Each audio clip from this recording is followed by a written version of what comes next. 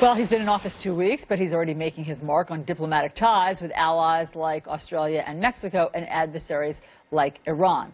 Let's talk about what President Trump is doing with Democratic Congressman from Tennessee, Steve Cohen. Good morning, Congressman.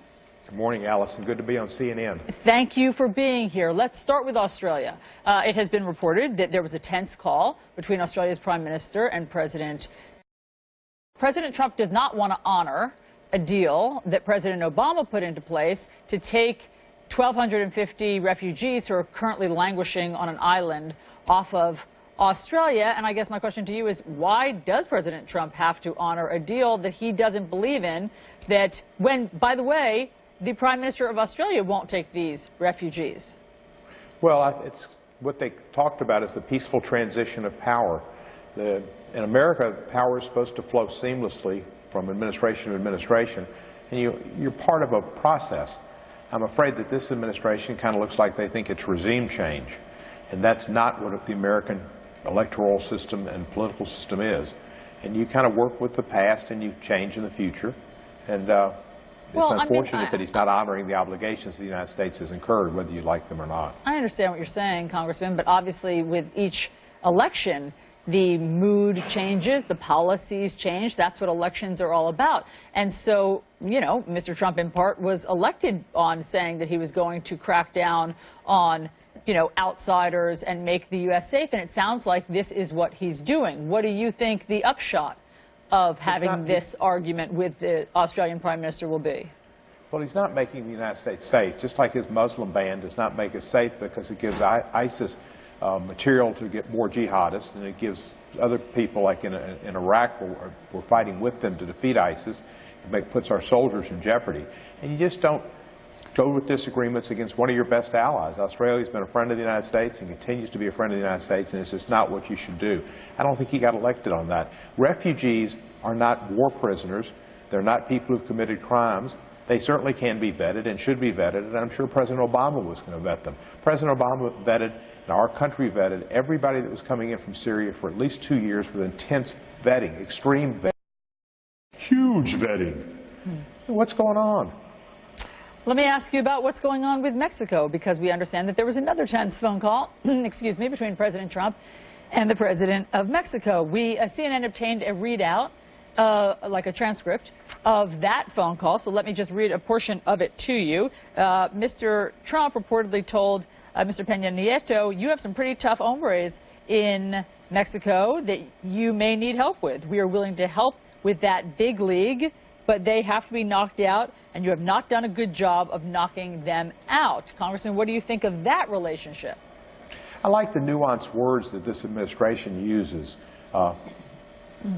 Big league and hombres and notice. You know, with President Bush, we knew the axis of evil was North Korea and Iraq and Iran. With President Obama, we knew we were going after Al-Qaeda. And with this group, it seems like we're going after Australia, Mexico, and Chicago. The good news is elementary school students can learn a lot more about geography now because every country is a possible enemy. Just depends on the day. Congressman, I am picking up on your sarcasm here, but let's talk about what some people think is obviously the deadly serious interactions with Iran. So yesterday, General Flynn came out and said that Iran is officially on notice. This morning, President Trump has tweeted this.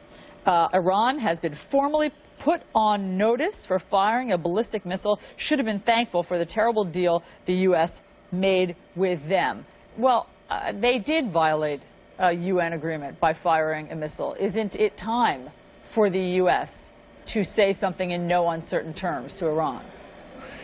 Well, it may be, but there may be better ways to say it. Saying things directly to Iran, it may be more effective than tweeting or making an announcement. Mr. Flynn. Okay, but what about the message? Are you comfortable with the message that Iran, you're on notice, knock it off? Well, I think that there are more sophisticated diplomatic ways of speaking. I know a lot of people think that diplomatic speak is out. There's a reason that we have done it for years, starting with Thomas Jefferson and Benjamin Franklin. There are ways to communicate to people, and there are ways to give notice, but not cause people to get to the brink. I'm concerned about us going to the brink, and I'm concerned about peace of the earth and the safety of American servicemen all over the globe. I think that everyone is, Congressman, and everyone would agree with you, but you're arguing for style over substance. And understood, that's your opinion. No, not style over substance, Allison. I think style and substance can go together. I don't think you have to be, you know, a macho guy and act like you're you know, some TV star to deal with other countries and to give a strong message that we object to and your conduct. I think you can do both. Congressman, what's going on Capitol Hill? What's going on with the Democrats not showing up to do their jobs to vote for Mr. Trump's cabinet picks? Well, I'm not a member of the Senate, so I don't know the strategy, but I believe that the Democratic senators are showing their constituents that they object to the cabinet picks. I certainly think that there should be at least one Republican that joins the two ladies and oppose this education secretary. It's amazing how there's women judges who stopped President Trump. It's women Republican senators who are refusing to go along with this not competent education secretary, and the men are just going along with the program. But why not, Congressman, why not show your disapproval and express your disapproval with a no vote? Well, I think that Senator Schumer's strategy, I believe it's a good strategy, and I believe they need to have unity in opposing these nominations. There have never been so many nominations of people who are not aware of the job that they are about to undertake and have shown woeful lack of knowledge and lack of interest. And this education secretary is the worst. Congressman Steve Cohen, we'll leave it there. Thank you very much for being on. Thank you, Allison. Give Chris my best. Will do.